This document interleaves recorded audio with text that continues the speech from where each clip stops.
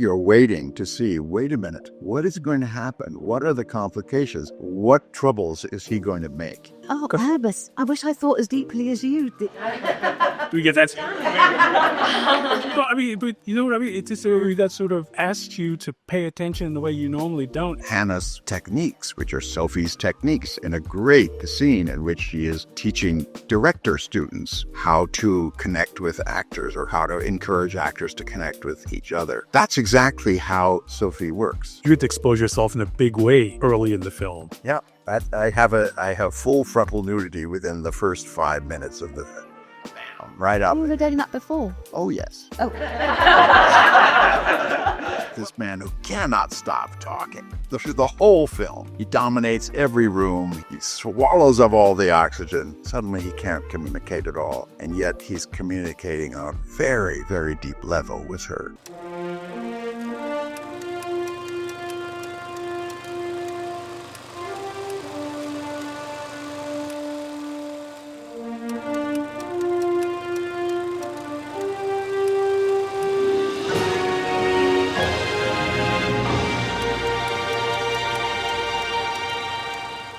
First of all, thank you and welcome to the first conversation in the Elvis Suite. Yes, I'm Elvis Mitchell. I'm so embarrassed by the name of the place. But I'm thrilled to have here the stars of what I think is a remarkable movie and two longtime favorites. This guy I've known, oh my gosh, way too long. I just met Olivia Colman and John Lithgow. And the movie, interestingly, almost plays like this emotional detective story. Because we're finding out more and more over the course of the film.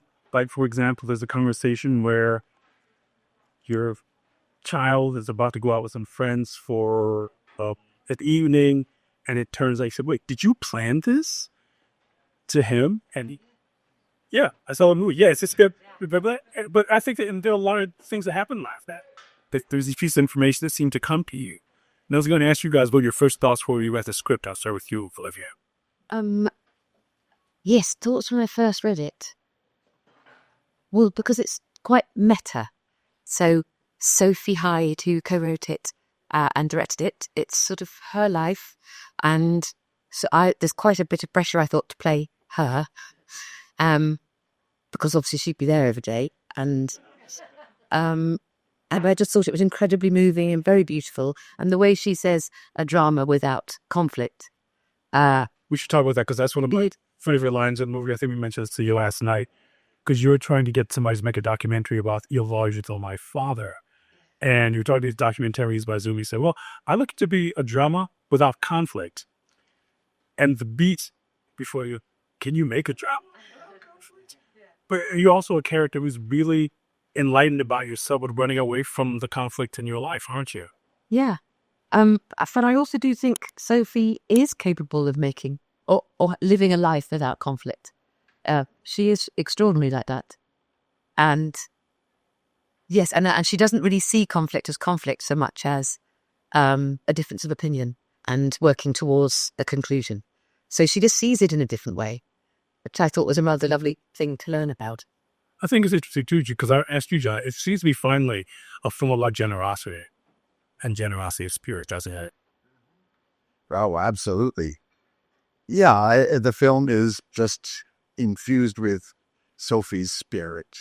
And it's very much the movie she intended to make very specifically. Yes, it's about her history with her father and her teen. All of them have very thorny dilemmas in their life.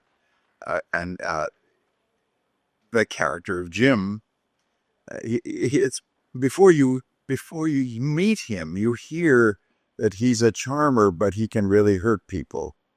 And then you meet him, and sure enough, he's as charming as hell. And you sort of wait to see, wait a minute, where's the evidence of this man's thoughtlessness and heedlessness to other people's feelings? I mean, a drama without conflict, that's our subject here. Automatically, there's conflict there. You're waiting to see, wait a minute, what is going to happen? What are the complications? What troubles is he going to make? in this very. I mean, the character of Frances, the child, the teen, they want to come and stay with Grandpa Jimba, which is a real dilemma for the parents, and then it's a very familiar, empty nest kind of crisis for them. I mean, as soon as I start talking about this film, I talk about all sorts of conflicts, so it's right at the heart. I mean, there's really this kind of interesting difference of opinion, but I'm also thinking, because so much for you, Olivia, is you like getting these bombs that dropped on you when you guys are walking to the plane, and child says, "Well, I think I want to stay." You go, "What?" And it's a very long take, and that's really, for me, the generosity of Sophie as a filmmaker. There's no cutting; she's letting this thing play out in real time. There are a lot of scenes like that, and it's almost like we're watching your character try to tell herself, "This is not conflict, but this is really hard." Yeah, and that's one of the loveliest things about the way Sophie works, is she lets you do your thing. She lets you do your job. And I suppose if you're doing a terrible job, she'll cut around it. But she lets it run.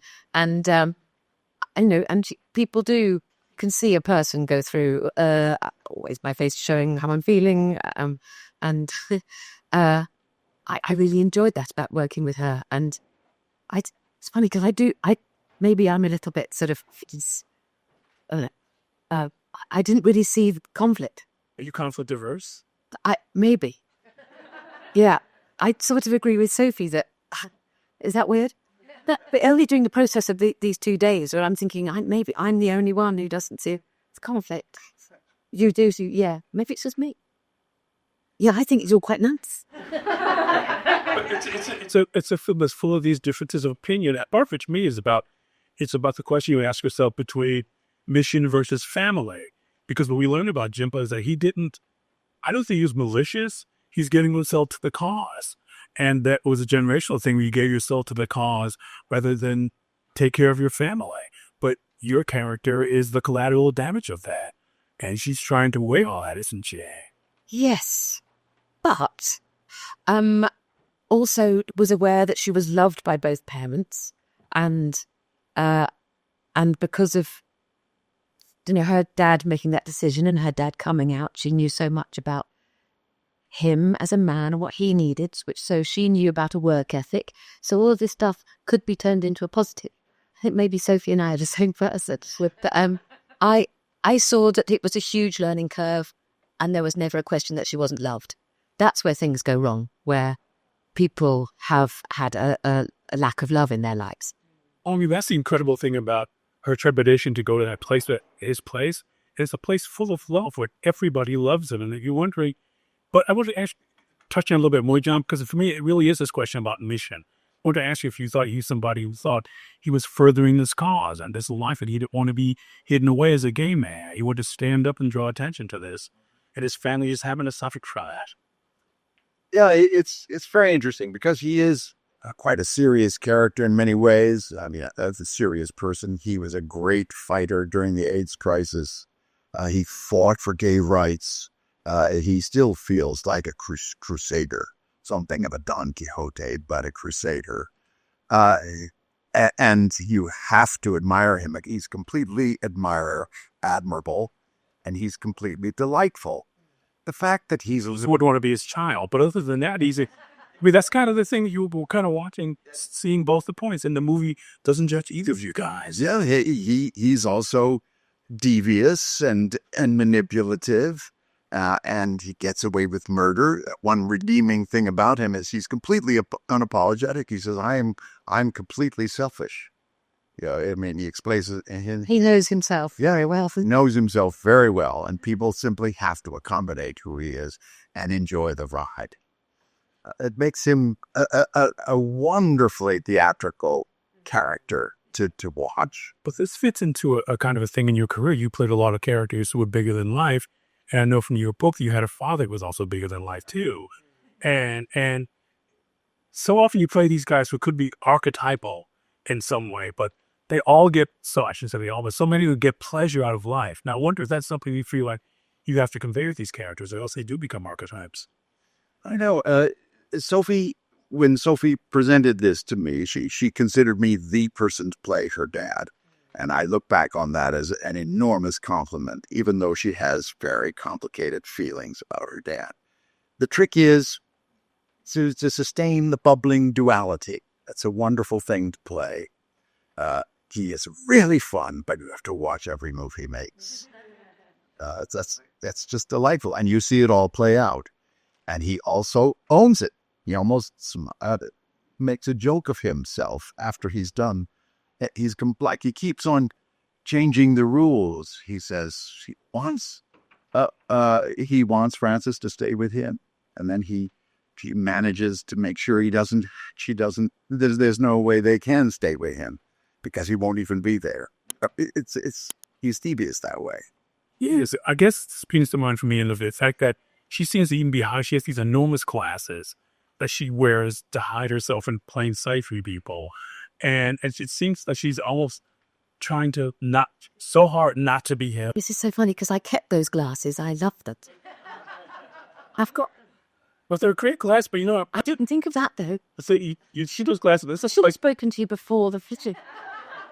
Did we get this on camera? Sure.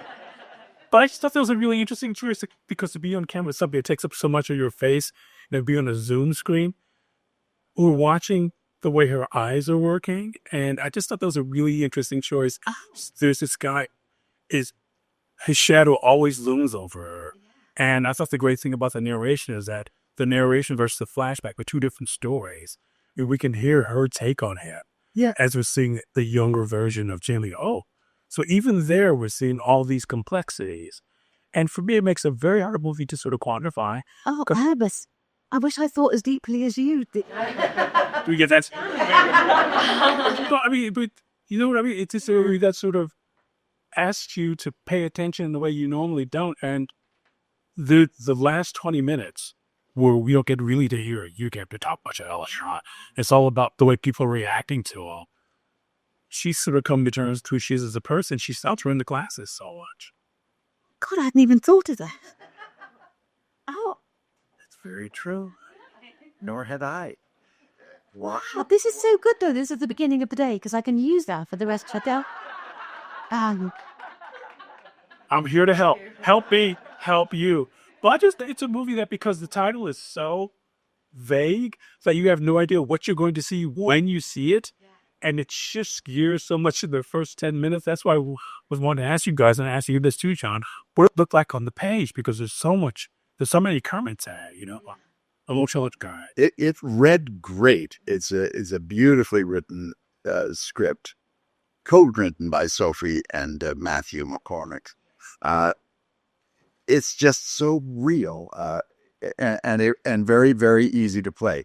Reading it, of course, when it came to me, I already knew that Collie was going to be playing Hannah, and it was very, very easy to picture that.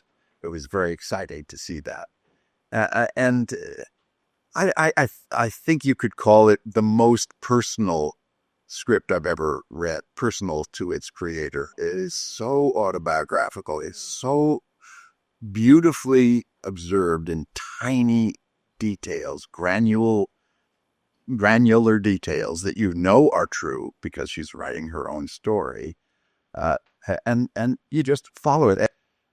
You could count up about 20 different relationships in the film between two characters, all in this same big community and family. Every one of them is understandable. You can track the emotions that create that relationship, and that's Sophie at work. But it's also this understanding of both you as actors. Like I mentioned to you last night, when we meet you, your character is sitting and you stand like a lion. You realize why she has complicated feelings about, because you immediately take up all the space in the room. And I just feel like in Olivia, those classes, because you have such an open face as an actor, it's like she's trying to not let the world know what's going on with this, especially him.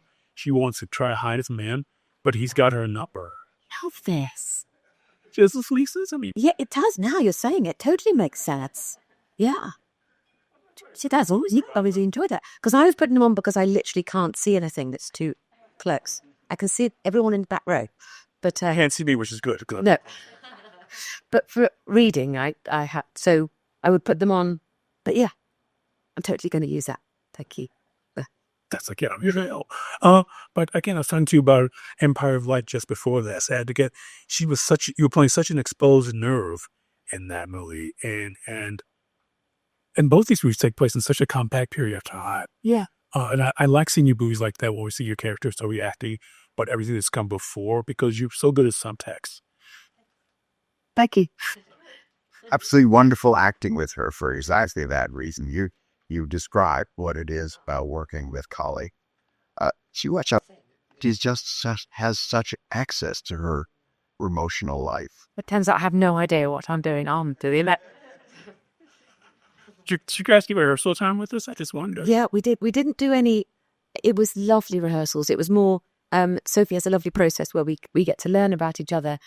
You share everything about each other with each other, so you become very close and good friends. So when you're doing these scenes, you're able to totally give yourself to them. So we didn't do any lines. Yeah. So I like it to be fresh on the day. And there's the wonderful thing about the film is because Sophie's a filmmaker making a film about Hannah the filmmaker, you see Hannah's techniques, which are Sophie's techniques, in a great scene in which she is teaching director students how to connect with actors or how to encourage actors to connect with each other. That's exactly how Sophie works.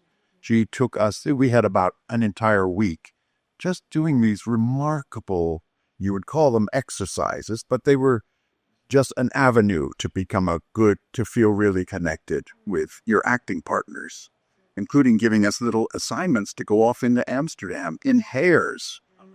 She would give you a little slip, find a fun thing to do with Aude, surprise them, and take them. I took her, excuse me, is exactly what happens to Jim.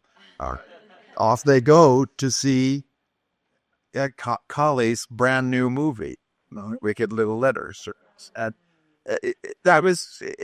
we were fanning out all over Amsterdam on these little field trips in pairs, just to connect. It was so much fun. Connect the actors to each other. How much time did you guys get to do that? Did you just try to do it every day, just this way? I kept going on during shooting, and then every now and then you get a little thing past you. And you go, oh fuck. Yeah, a little stuff. I have a little Ziploc bag full of Sophie's. I have all of them, and I have like 30 of them. I had to take some flattering photos of Eamon, who plays Richard, which was easy because if he sees a camera, he just instantly drapes.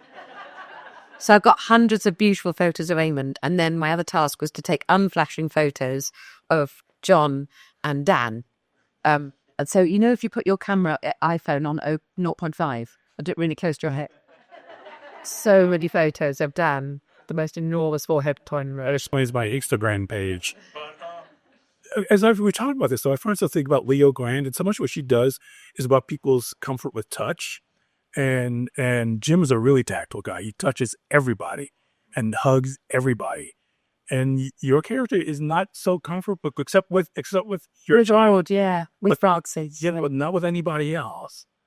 It's interesting to watch that because there's such a relationship. They're really connected. Yeah, and you can see that it's implicit in the way that you work with Frances, what you wanted in a family. Yeah, but he's just turning everybody into family. If your family is of few people, they're very tactile. Like snuggling up flat chats, in the bedroom, and not so snuggy with her husband. That's not in real life, obviously. It's just what was so confusing about Sophie and. Yeah, but another following up on Sophie's exercises in this area.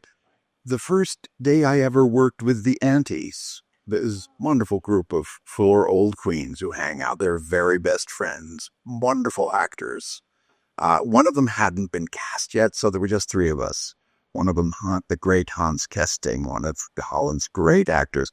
She had the 3 of us simply physically interact. I mean, this was after an hour or 2 of talking about the very intimate details of my heterosexual life, their homosexual lives, their childhood, their crises, their coming out, They're becoming at peace with who they are.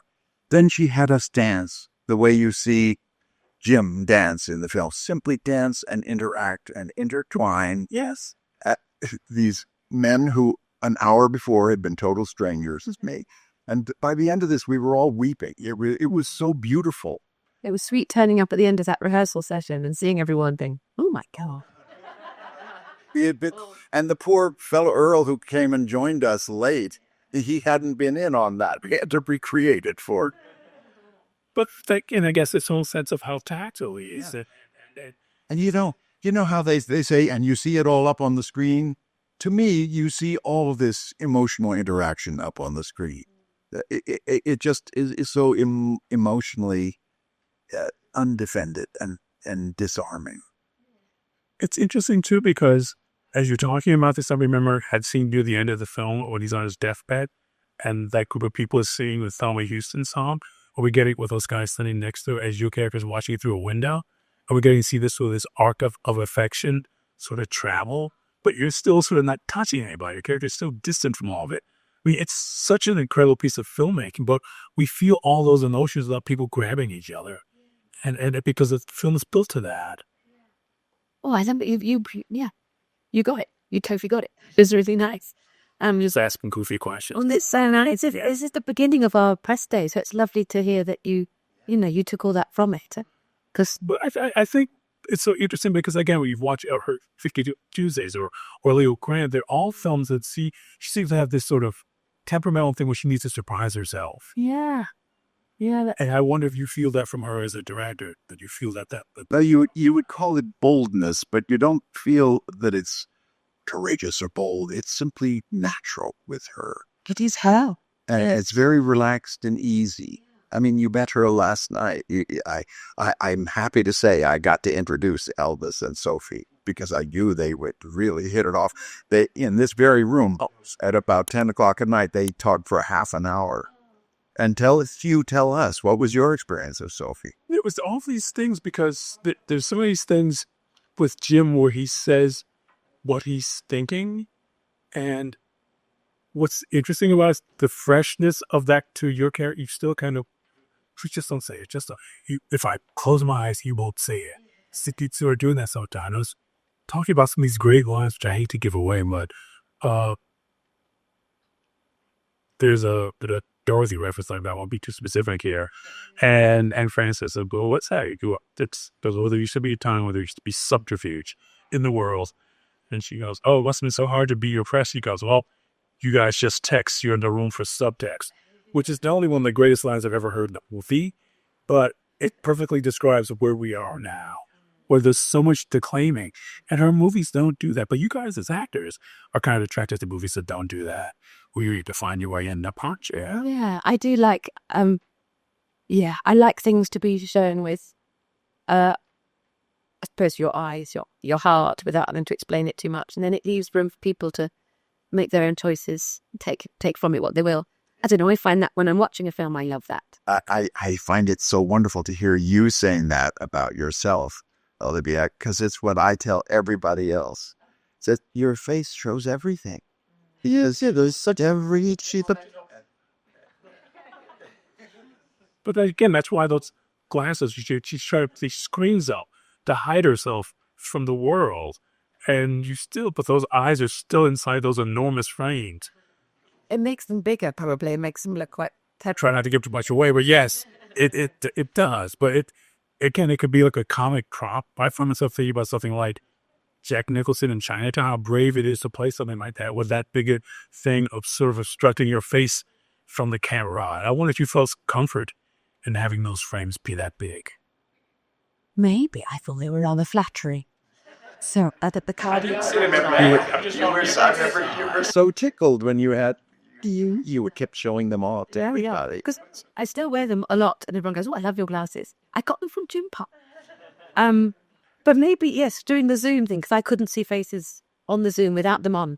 And Renata, the incredible designer, found me those glasses. So I think it's probably down to her being brilliant and doing that. I literally hadn't considered it. It does make sense that there's a layer of a little too close to people on the camera, so maybe not wanting to share everything especially when they're questioning her. Yes. Her- Yes. She tries to use pauses as a way to make them think, because she never responds to anything right away in her Zoom sessions. It's, yeah. Which again, it's I think the generosity of Sophie as a director to not force anything. Yeah. Because it could feel like a very sort of antic, sort of claustrophobic movie, because it's about people trying to figure out what their closeness is. And it's also talking about your characters. Yeah, you get to expose yourself in a big way early in the film. Yeah, I have full frontal nudity within the first 5 minutes of the film. Right up. You were doing that before. Oh yes. Oh. Well, we've all taken our clothes off entirely, just not in front of a camera or an audience. But no, my Broadway debut was in a play called The Changing Room, about a rugby team in their changing room in England. And, 22 men, of which 15 of us were rugby players. And we stripped all our clothes off and put our uniforms on, took our uniforms off and put our clothes on.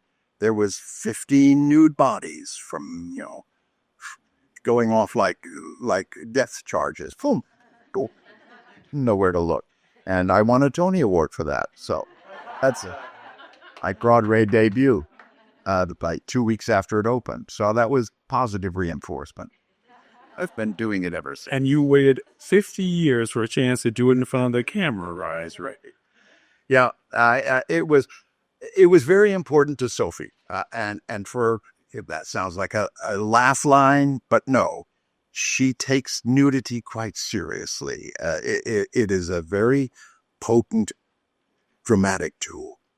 It is the most vulnerable a person ever is when he or she is naked. And usually we keep that completely to ourselves. We don't expose it to anybody except maybe one other person in our lives.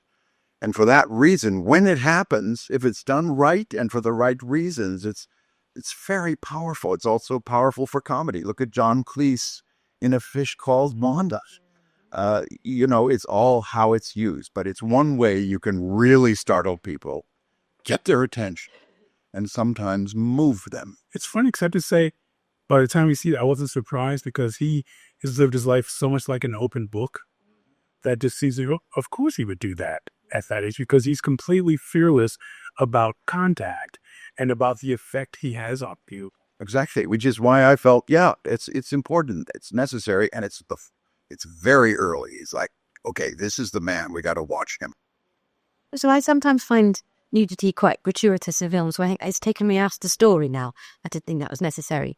Not because I'm a prude, but in this context, it felt right, and it felt beautiful, and it was absolutely the real him. Yeah.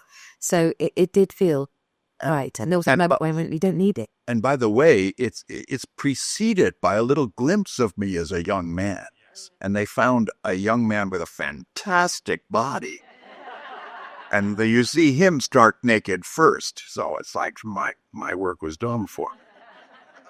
But I do feel, though, it's you're trying not to laugh.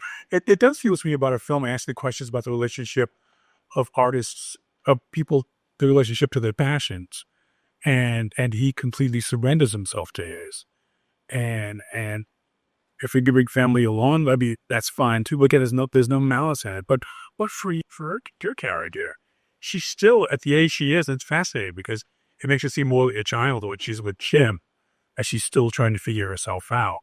That you can bring family in, that still pursue your mission.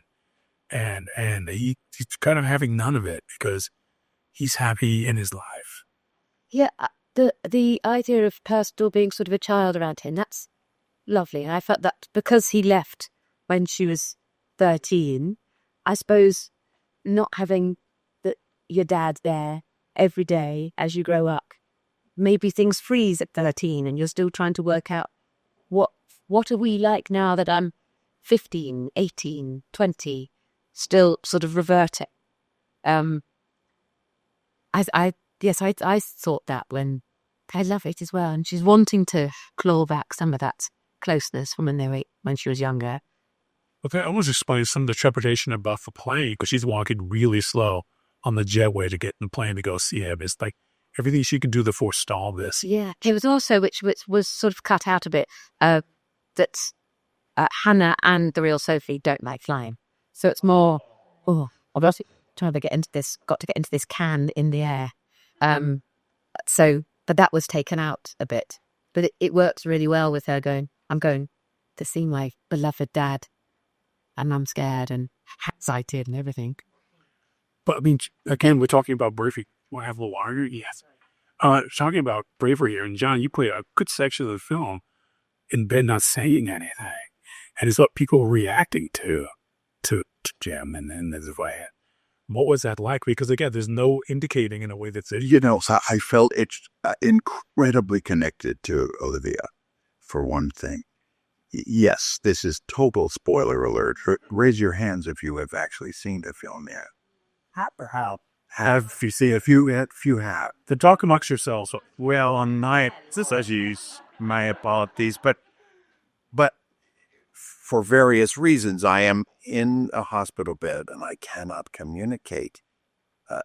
Any time I get to have a good word in edgeways. Yeah, and yet I basically have a conversation with my daughter. She speaks, and I have only two ways of responding. One is by squeezing her hand, and the other is by weeping. And actually, I make a couple of little sounds which betray the fact that, yes, I'm hearing you, and I'm moved by what you're saying. To me, those are the surprise in the film, when he actually makes those noises. Make little noises, and they are even inflected noises. I will not spoil the fact that at one point I sort of laugh. Well, I just did. I mean, to me, it just breaks your heart. It's just brilliantly constructed that way. This man who cannot stop talking through the whole film. He dominates every room. He swallows up all the oxygen. Suddenly he can't communicate at all. And yet he's communicating on a very, very deep level with her. So I just find it's extraordinary. I don't know another scene in a film that has that kind of particular impact. But again, I think it's her generosity as a filmmaker and the fact that you're playing somebody who's so open, even at that point where he's completely subject to what's happened to her. We know he's a weather vane. I don't know what's going on, and she gets to confess to him. And this, by the way, was Sophie's experience also. So it is very, very accurate. Because these guys have to be out of here, so let's thank you, John and Olivia, for being here. Thank you guys. All day,